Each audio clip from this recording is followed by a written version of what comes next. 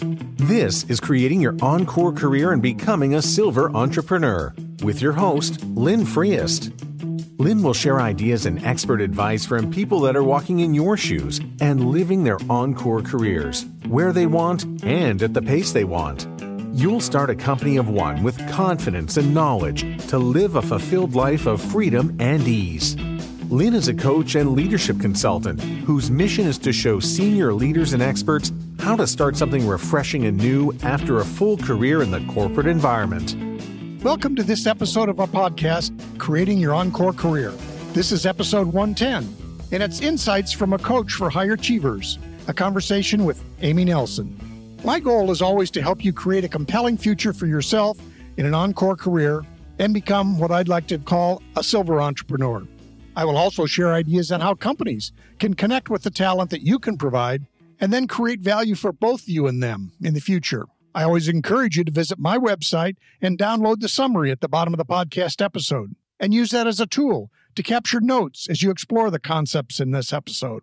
And if you're considering starting an encore career, please take the self-assessment quiz to help you create some quick clarity around your possible choices. And a link to that quiz will be in the show notes. Today, we're going to be talking with Amy Nelson.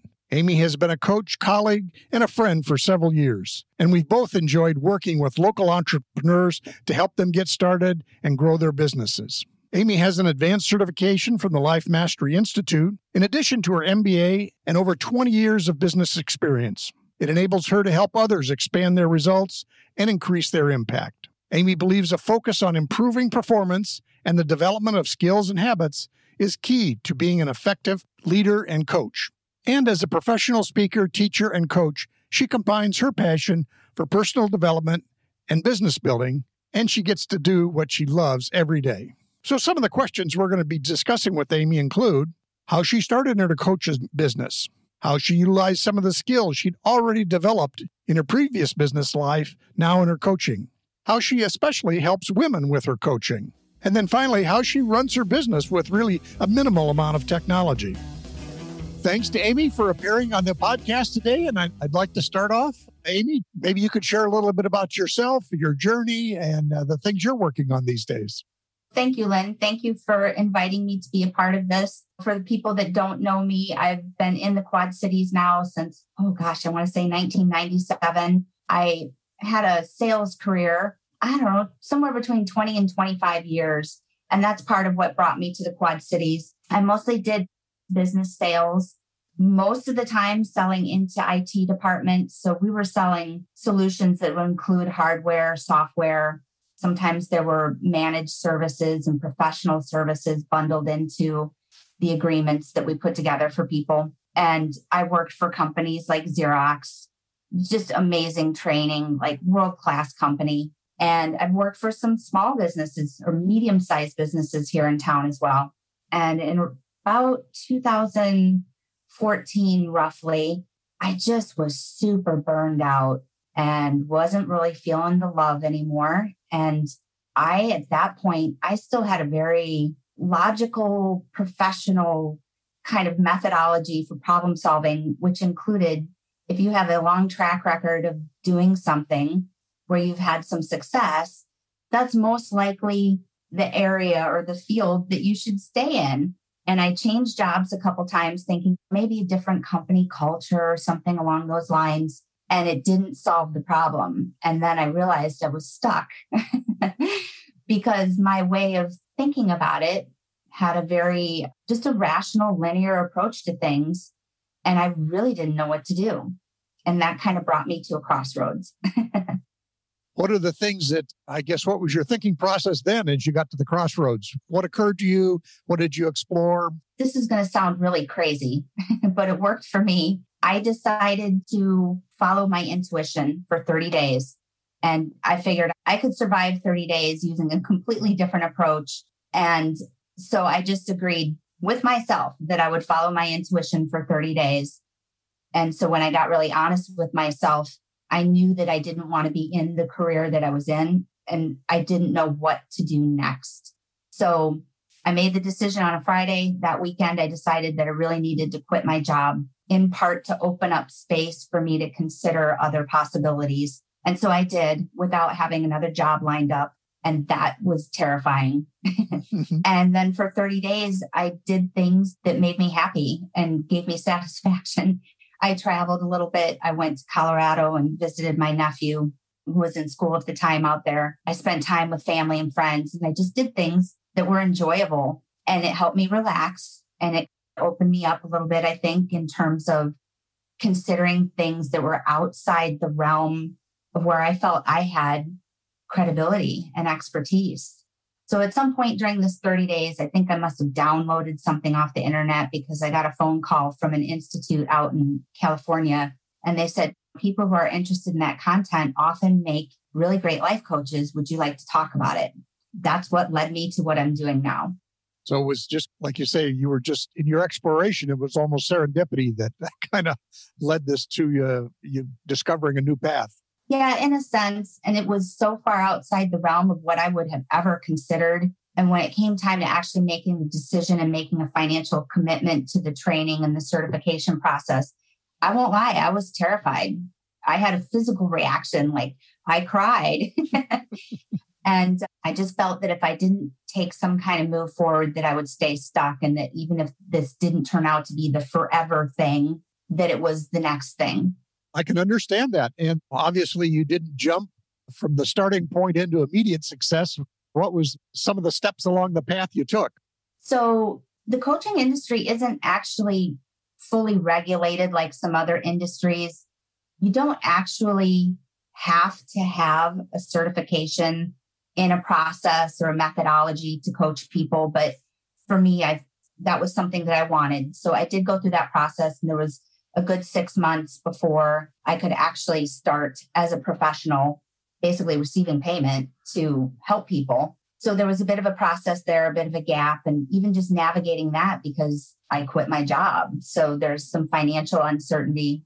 And also too, the place where I got my first certification, they had their model for this is how you build an audience. And theirs was based on doing events. Their recommendation was start doing workshops right away, start offering a low price way for people to interact and engage with you and build from there. And I did do that initially. I taught some workshops and it was really enjoyable. In hindsight, I realized that I didn't really look at other ways to do that. I just took their advice and that was fine. But I don't do workshops anymore. And it's not just because of the pandemic. Everybody has to find their right path to the thing. And I'm glad I tried it. But for me, it's not a way to build an audience. I don't love it enough to want to do it every month and set up shop in a venue and bring all the audio visual equipment and engage with people in that way. So I stopped doing that probably a year or so before the pandemic. Okay. You mentioned the 6-month process. What sustained you as you went through I'll have to assume, as a learning journey and you were experimenting? What were the things that kept you going during that time? I was fortunate that I had savings. That was part of it, because anytime we step out into these new arenas, your nervous system gets activated because it doesn't feel safe. So it helps to have some money in the bank if you have that. And I had to do a lot of training. And so I was really engaged in absorbing the information and the tools and the techniques that I was going to be using to help people. And it was hugely helpful for me because even, like I said, I changed jobs a couple of times and then, I'm going to change careers. What I didn't change was not initially were my beliefs around who I was, how things work in the world, what's available to me, what's it going to take to be successful at this. That's a longer process of really discovering what it is that you believe about yourself and what's available to you and how much is involved in creating what we think of as success. I think for me, that's going to be a lifelong journey because you keep tweaking it. Mm-hmm. Yeah, I think of people moving from a corporate career into working for themselves. Mindset is a big piece of that. And I always say that in 2 different ways. Mindset, you have to own your expertise. There's something you're good at, and that's why you're doing this. So you have to own that. But the second thing is you have to be an apprentice. You have to be willing to learn, because I'm sure whether it be technology or, as you said, simply the skills of being a life coach, that took some practice, I would guess.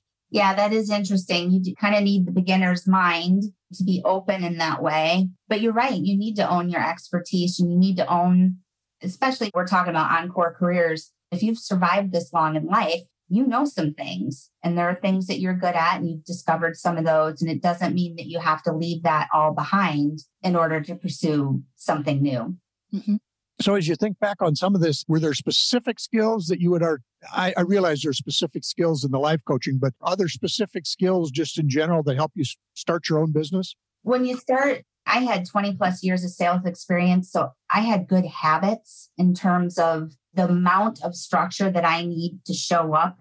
In absence of the evidence that money is going to come in, you need some of that. You need some faith. You need some good habits, but you don't know what you don't know. And so it's helpful to have mentors because the people in your life that have known you up until now as a coworker or a sibling or a mother, whatever that case would be, they're not really going to be qualified to give you the kind of help and advice that you might need in order to succeed as an entrepreneur. Organizations like SCORE are really important for that. And there are other sources too, but having support is massively helpful. Sure. I know we often shared time at the co-working space at some of the events they had for entrepreneurs. And there was a lot of interesting stuff we learned there informally, just being around other people that are on a different journey, but still similar. Yeah, for sure. It is a journey, and being around other people that are willing to get outside their comfort zone and try things. And some of them work and some of them don't. And what am I going to take away from that? And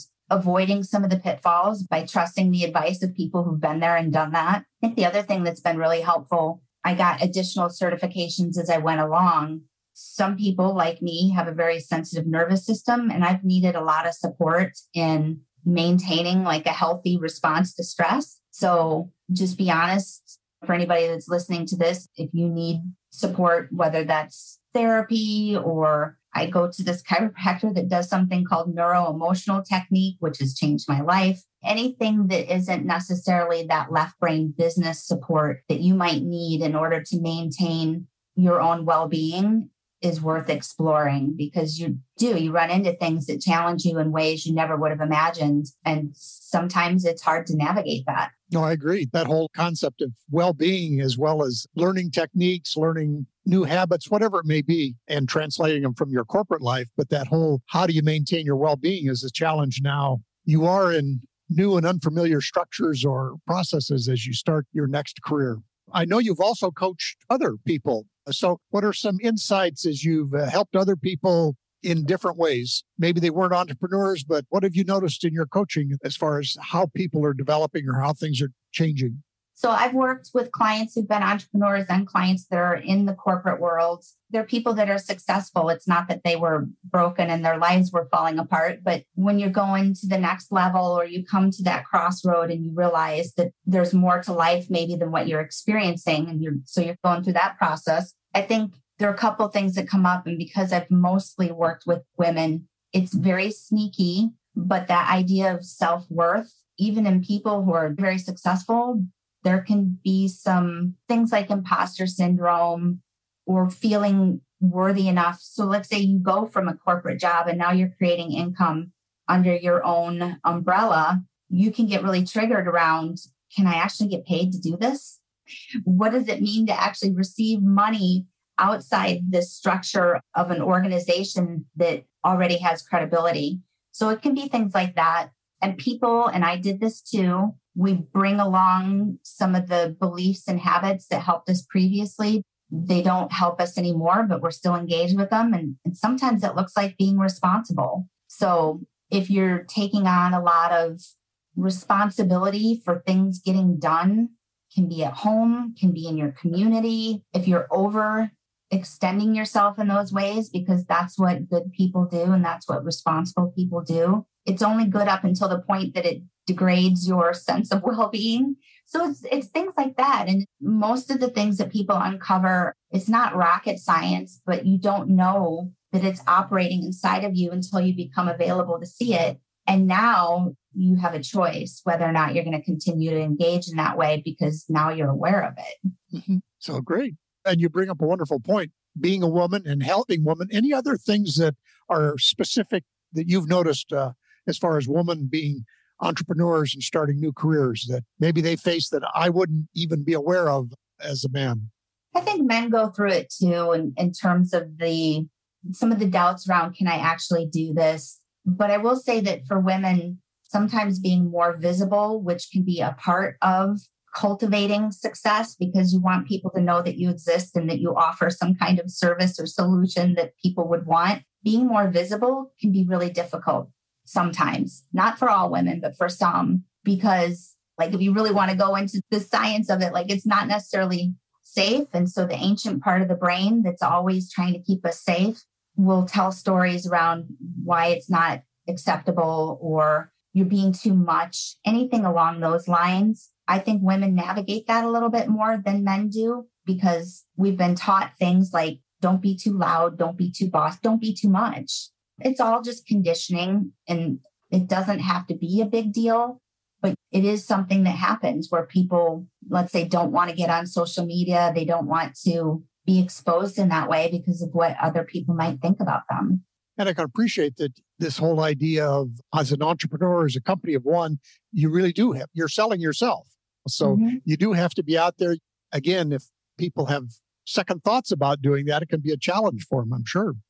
Yeah, definitely. So I was thinking also, when you think of the journey you've been on over the last several years, and I know it's continuing as you go forward, have you had some pivots that you took as you went along? You maybe alluded to them earlier. You took some different training and chose some different ways to approach your coaching and stuff, but other pivots that you decided in your business as you developed things?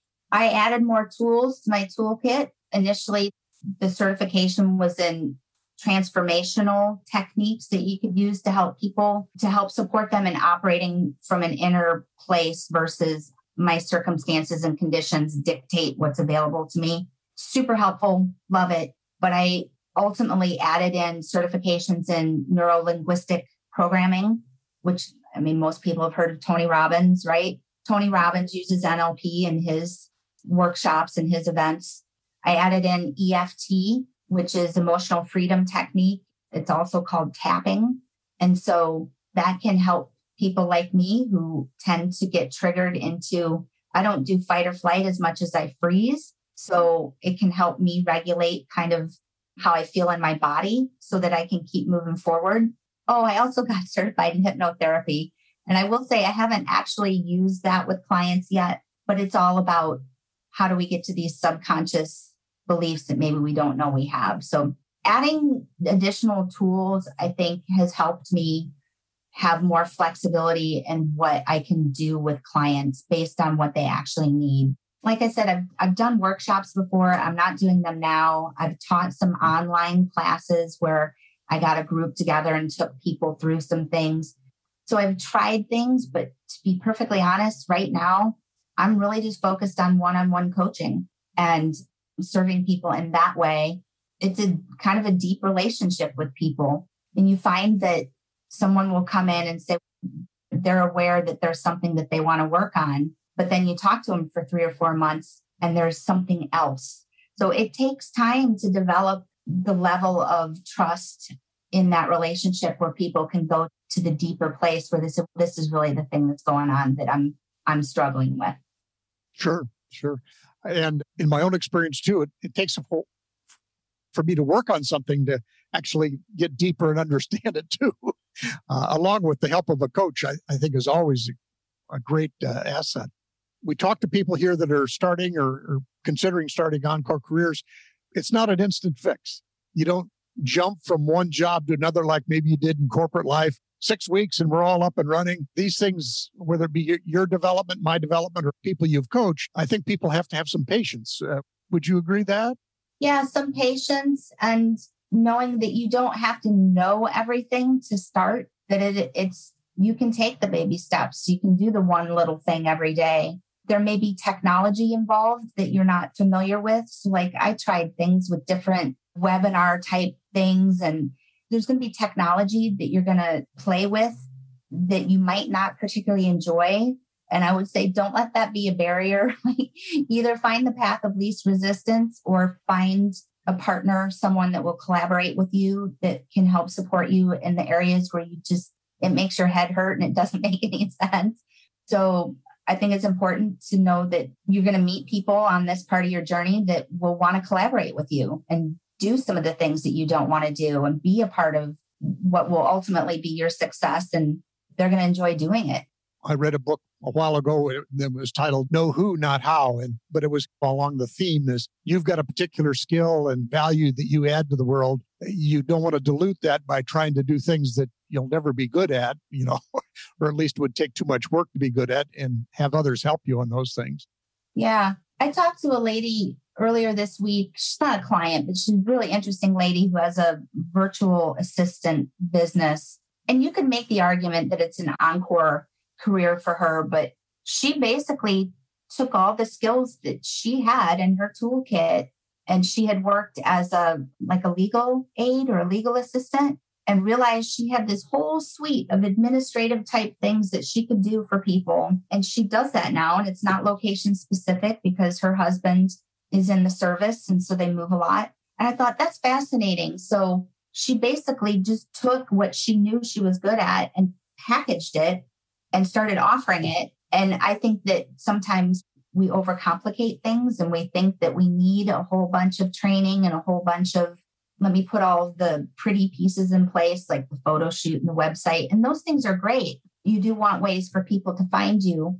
But what it really comes down to is, do you have some kind of skill set, some product, some service that helps people? And are you willing to offer it in exchange for money?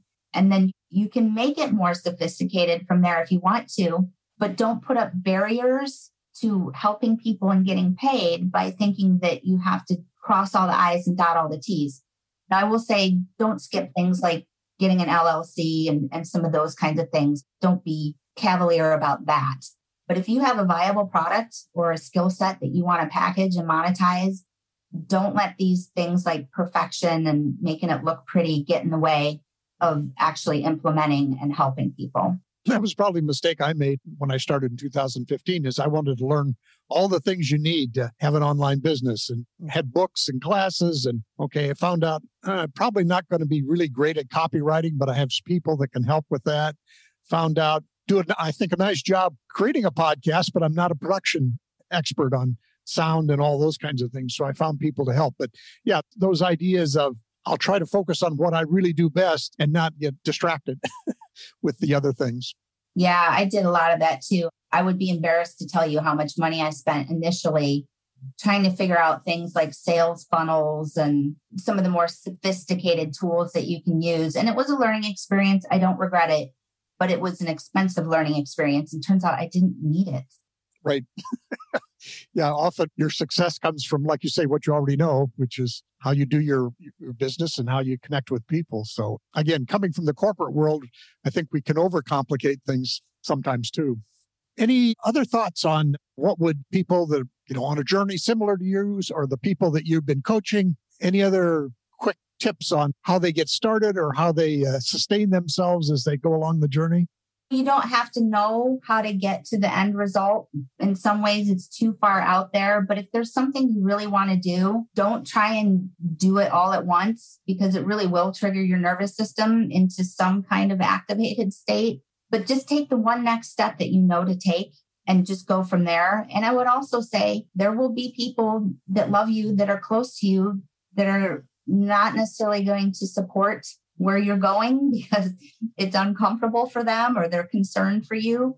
So find somebody. You don't have to hire a coach. That's great if you want to, but find a partner or someone that will be your encourager, your cheerleader, your shoulder to cry on when you need it, and make it reciprocal. But find somebody that is willing to believe in bigger possibilities for you and to be available to be kind of your partner in believing, if you want to look at it that way. Sure.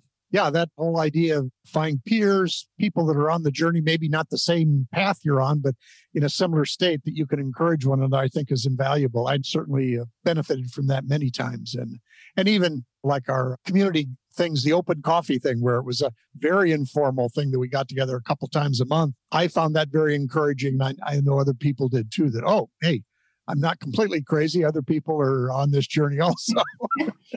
Yeah, don't go it alone. Like there are ways to be engaged with people that are, like you said, open coffee was awesome. I do miss that. But you're right. It's going alone is not a good plan. So whatever it looks like for you to be either with a group or with at least one other person who will be supportive and open-minded and encouraging is very helpful. Amy, I certainly appreciate all your insights and what you've helped my audience do. How can people reach you, or what are the things you're offering these days that people might be interested in?